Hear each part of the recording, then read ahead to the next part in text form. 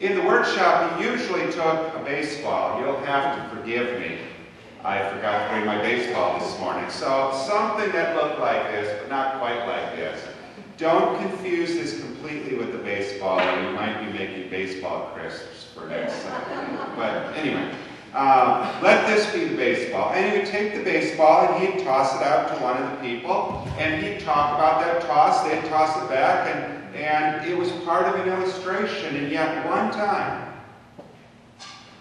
he was about to throw the baseball. And something on another person's face, the person he was going to throw it to, just paused him. And his lecture evaporated. Everything changed. The direction of what he was going to do next completely changed.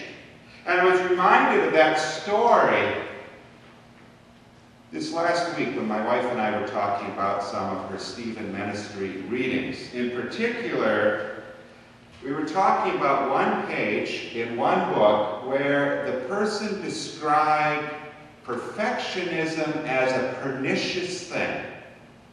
And we were trying to decide, did he really mean, destructive, yes, but deadly? The desire to improve oneself, deadly? The desire to be better, to move toward perfection, wicked? That's what pernicious is, wicked. Did he really mean that? Did he really mean that sometimes that desire to be better than we are, to be perfect, becomes the most destructive thing in our lives and our relationships? Upon this passage of Scripture. And one first-century teacher has a question for Jesus. Actually, it comes out of a group of teachers. One group of teachers watches another group of teachers get kind of embarrassed as they're chatting with Jesus, because Jesus is quite clever. And, well, the group of teachers always knew, the Pharisees did, that they were a little better than the Sadducees anyway. So it didn't surprise them that Jesus got the better of the Sadducees. But the Pharisees knew they could make Jesus look kind of foolish, like the lower class carpenter's son he was. And the question they came up with was incredibly telling. It was no less than asking Jesus to define the perfect commandment. And there were many more than 10 commandments. By the time Leviticus is done, there are oodles and oodles and oodles of different commands and variations and interpretations. Define the perfect one, Jesus. It was no less than asking, what's the best hymn in the hymnal? Maybe that's not a scary enough question. What's the most important thing in worship? Is it the silence? Is it the prayers? Is it the music? Is it the choir? Is it the bell choir? Is it hearing the words of Scripture read? Is it uniting with other people and just getting a chance to chat with them? Is it the communion? It was a question of personal preference. What do you think, Jesus, is most important? If you push the question of what's most important in worship far enough, over and over and over again, it will create a new denomination, or at least a new congregation, that defines itself by what is in worship or what isn't in worship, by meeting in a sanctuary or by meeting not in a sanctuary, by meeting where there's only organ music or where there's never an organ, by meeting and gathering for exactly what a particular group of people wants. And you see, personal preferences are no big deal if everyone has the same personal preferences. But when people gather and they don't have the same personal preferences, and we keep asking about personal preferences and focus it all on personal preferences, well, it doesn't take long to figure out.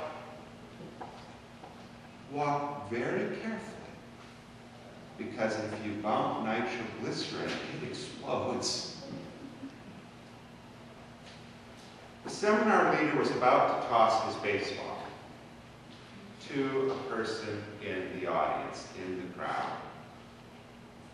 And the person went like this, literally leaned back. And he said, I'm not going to throw it hard. It's just a little underhand toss here. And the person still leaned back, and his face went the color just drained from it. And he said, are you okay? The leader did. The person said, yeah, I'm fine. And he said, I'm not going to throw it hard. Anybody can catch a baseball. And the man said, no, I can't.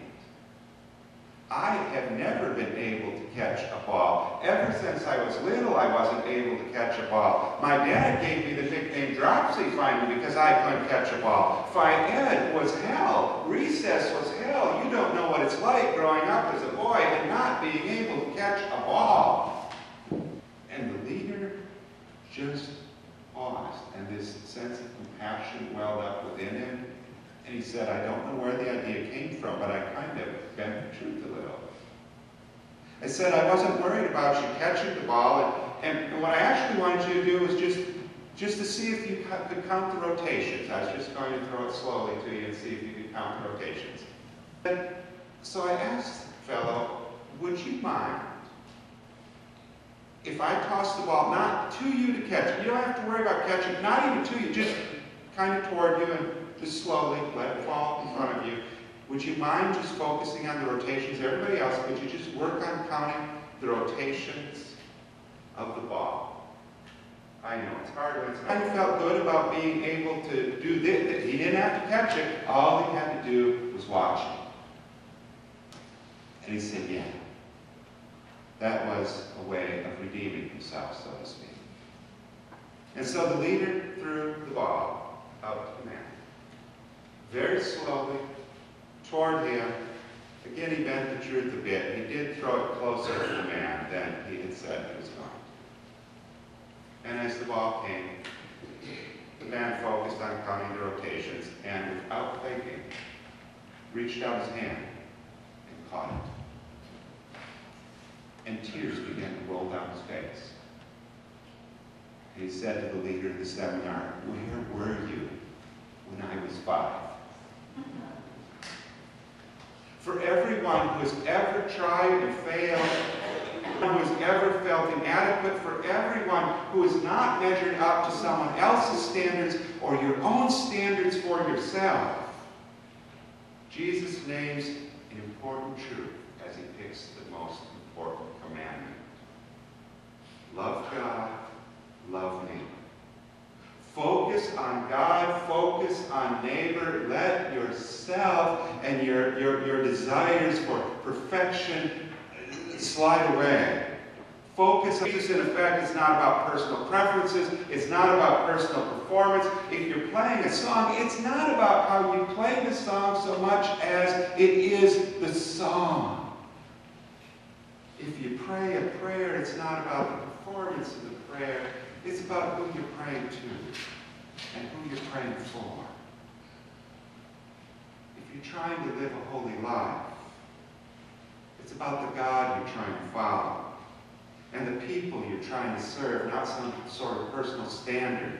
That's lived is about causes bigger than ourselves, about duties that stretch us to live beyond ourselves, about people that teach us the art of self-emptying and letting go. Life is about a God who is perfect and merciful as God chooses to be, so we don't have to be perfect. It's so that we can experience mercy. And a closer walk begins when we start to live in the zone, so to speak. That zone is all about everything but ourselves. It changes everything, not only for us, but for the lives of those closest to us, churches, the groups we are a part of, for the focus on loving God and serving neighbor, and we'll find we've caught an opportunity for an entirely new life. What part of God will you attempt to love and serve this week? Or what neighbor will you attempt to serve? What part of self will you seek to just let go